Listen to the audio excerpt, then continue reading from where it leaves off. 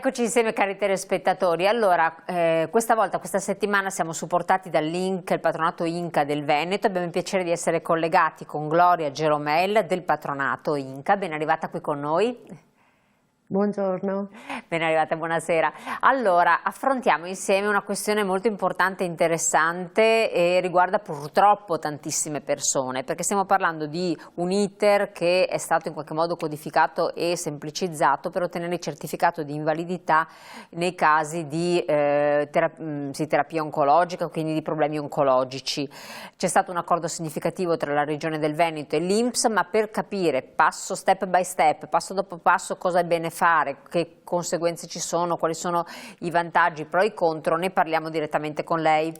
Allora, siamo supportati anche per fortuna da delle slide che chiariscono i passaggi. Ci racconti un po' la questione, certificato medico-oncologico, ovvero? Ovvero è il certificato rilasciato del medico certificatore, che può essere anche lo specialista che visita il cittadino che vuole, il cittadino malato oncologico che vuole richiedere le prestazioni di invalidità civile, ed è un primo certificato dove lo specialista va ad indicare le patologie per i quali si richiede l'accertamento. È stata fatta un importante intervento per snellire la procedura di riconoscimento dell'invalidità civile appunto per quei cittadini che purtroppo hanno una malattia oncologica, e per semplificare questo iter la convenzione tra Regione e INPS che riguarda praticamente più di 30.000 cittadini all'anno in Veneto che richiedono questo accertamento. La fermo un secondo qua, tanto teniamo anche la slide così le persone vedono bene di cosa si tratta. Devo star fermo.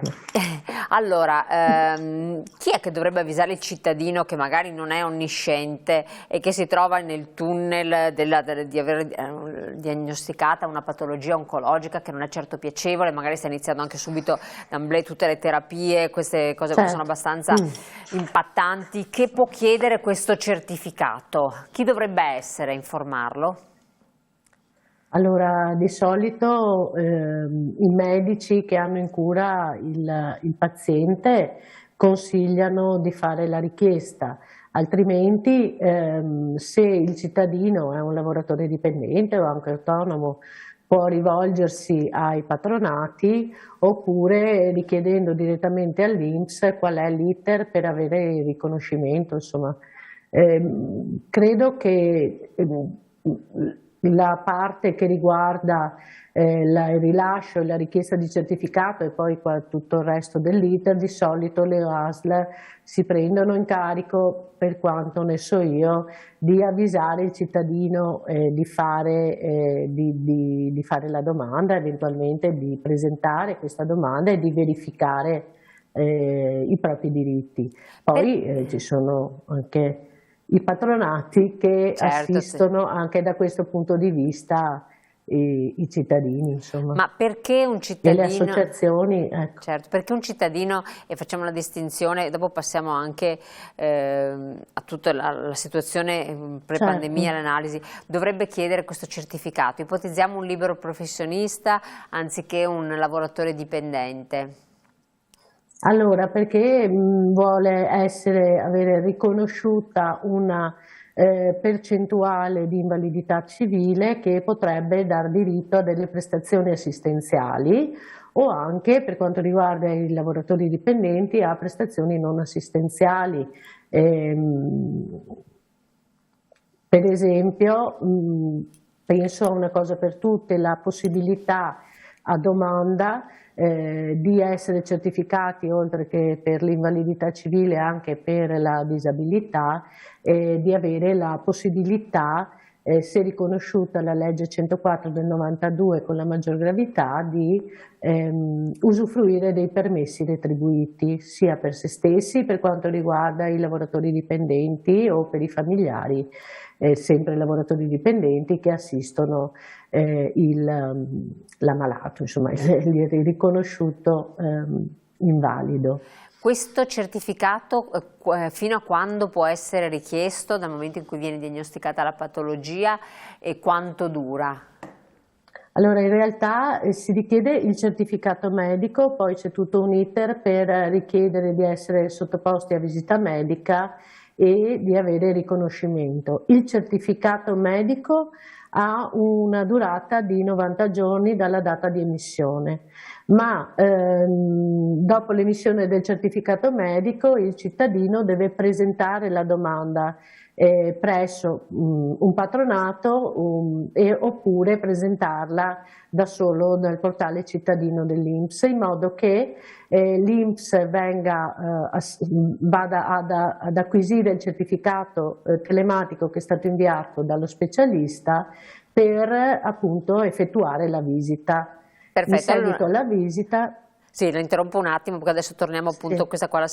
Allora, abbiamo anche la slide di supporto, mi interessava appunto capire chi può chiederlo e quando appunto chi vi informa. È bene sapere che chi viene diagnosticato un tumore c'è questa possibilità, Anche, scusi se la interrompo, a tutti i cittadini, non solo chi ha patologie oncologiche, possono richiedere di essere sottoposti a visita per la certificazione relativa alla percentuale di invalidità civile.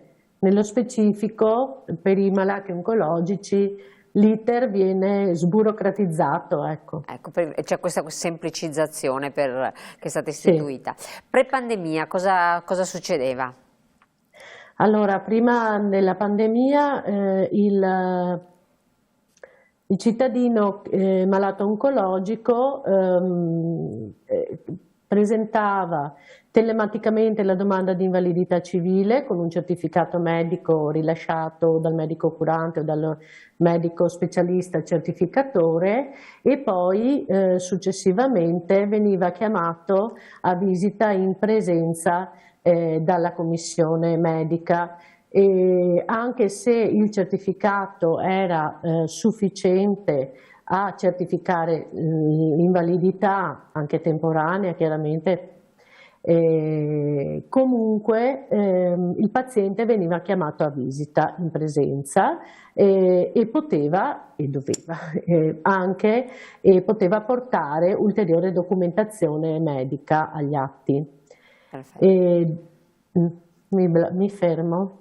Allora, intanto rivediamo appunto la slide che riassume questo passaggio, che c'era, eccolo qui, quindi, perché la situazione pre-pandemia, tra l'altro, diceva documentazione specializzata è già sufficiente a una valutazione, disagio per il cittadino, uso non ottimale delle risorse, allungamento dei tempi, pressione a contenere la durata delle visite. Queste erano le problematiche. Penso per la commissione sarà stato...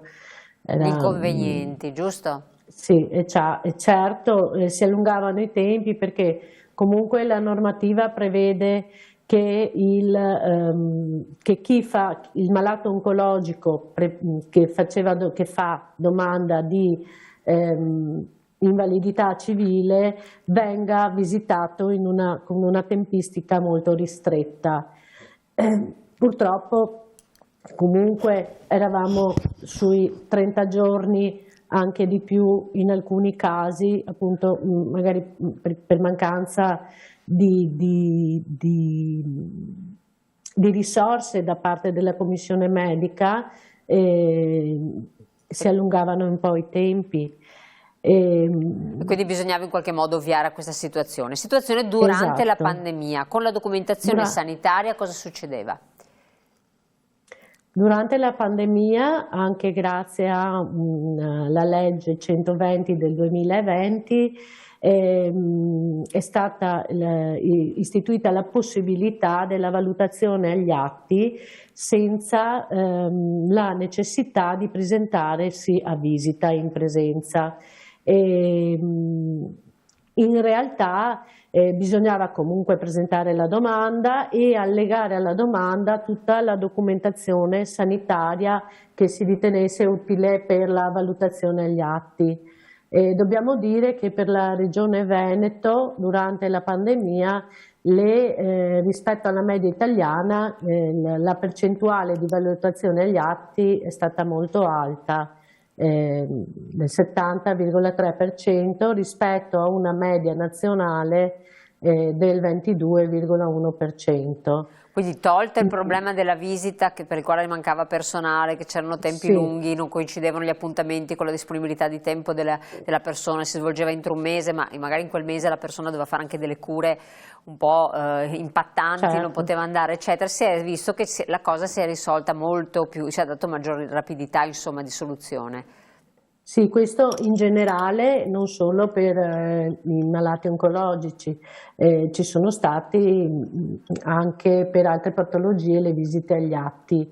Il problema però durante la pandemia per le visite agli atti per i malati oncologici si sono rispettati, in alcuni casi allungati i tempi, mentre per tutta la rimanente casistica i tempi si sono insomma un po' allungati proprio per l'effetto anche della pandemia e delle chiusure. Chiaro, ma comunque io penso che poi nella situazione oncologica ci sono dei certificati molto precisi, molto dettagliati. Sì. Per altre situazioni, come sempre richiedere, è necessario, ci si basa su quel certificato, è necessario avere ulteriori indagini magari, no? Sì. Certificato oncologico introduttivo, che cos'è?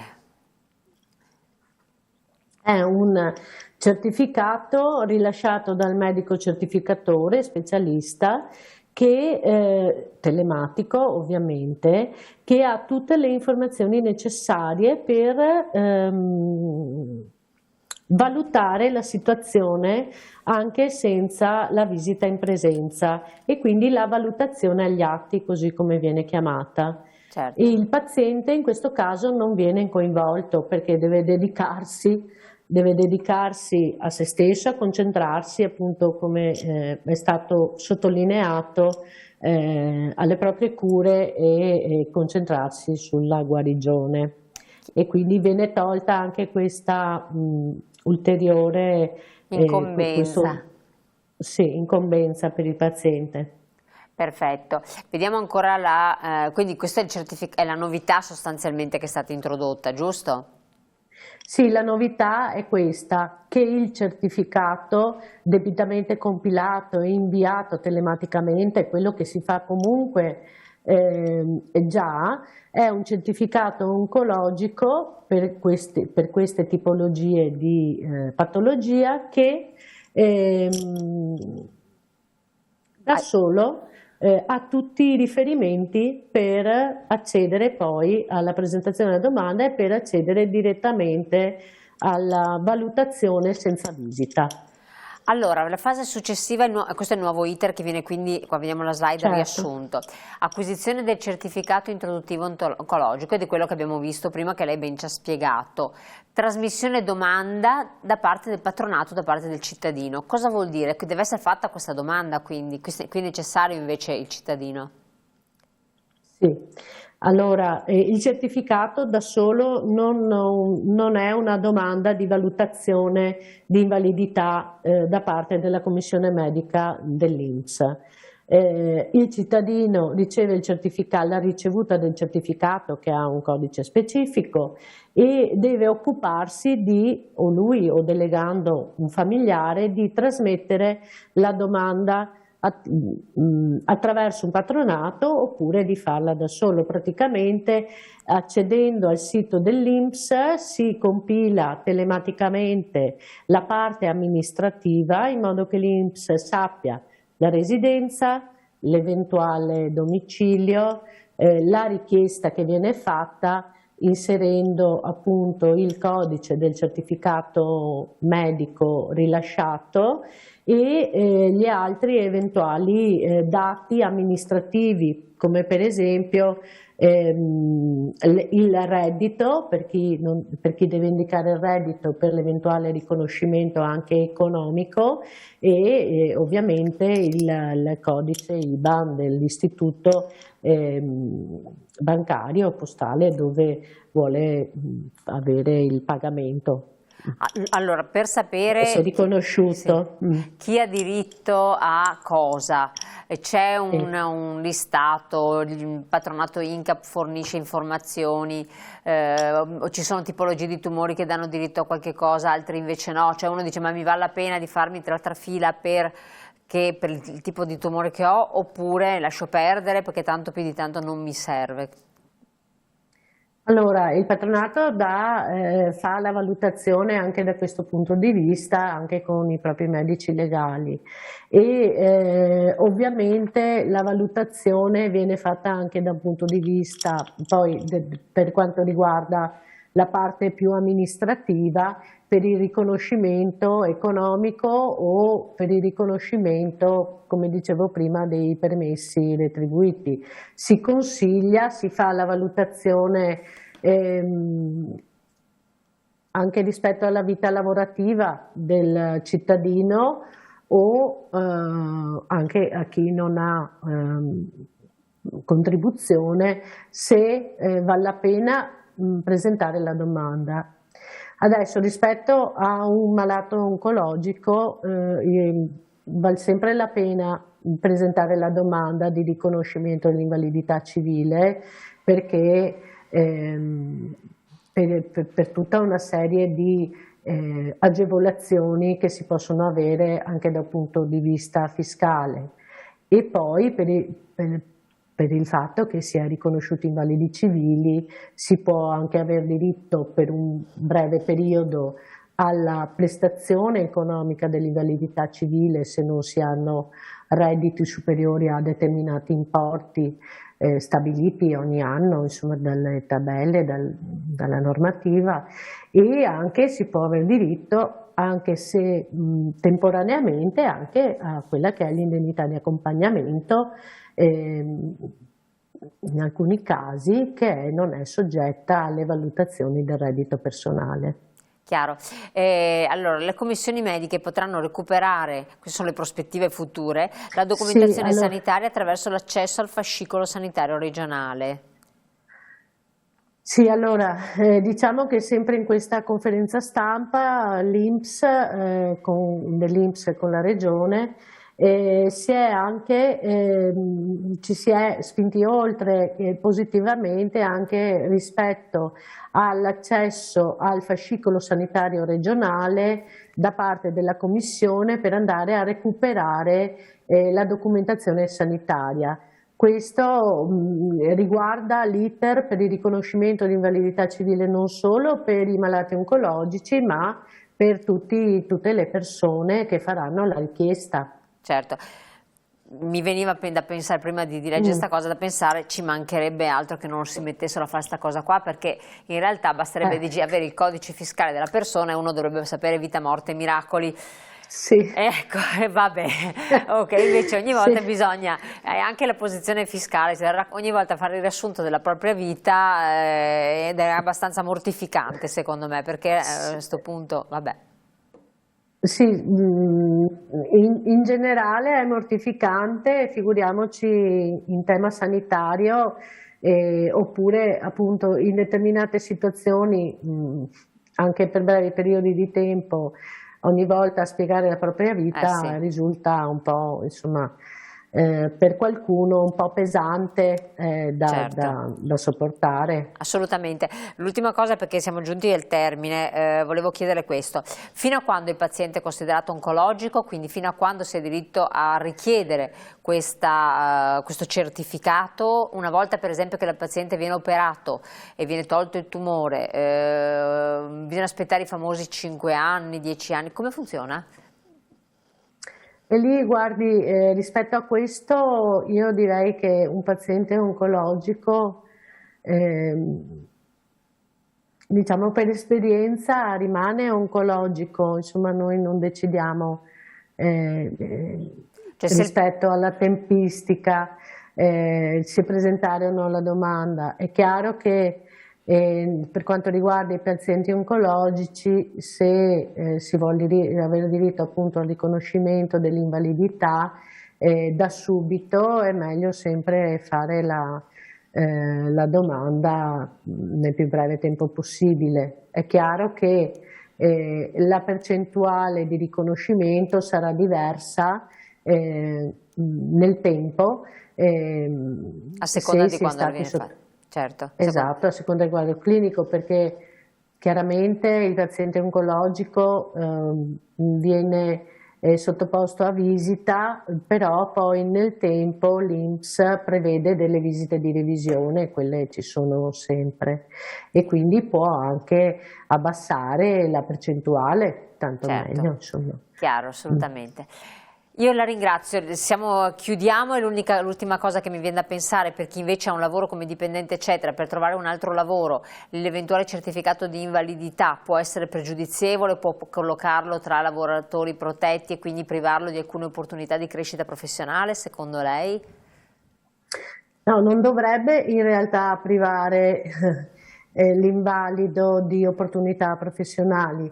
In questi casi, per i pazienti, per i cittadini, scusate, che sono in età lavorativa, che siano o no senza lavoro, si valuta anche la possibilità di presentare la richiesta di collocamento mirato, così come lo chiamiamo, e cioè quando si fa la richiesta di invalidità di legge 104 si fa anche la richiesta di valutazione delle capacità lavorative. Perfetto. È chiaro che ai sensi della legge 68 del 99 è chiaro che poi sono valutazioni sia personali sia da fare con il medico che segue il cittadino. Insomma. Perfetto.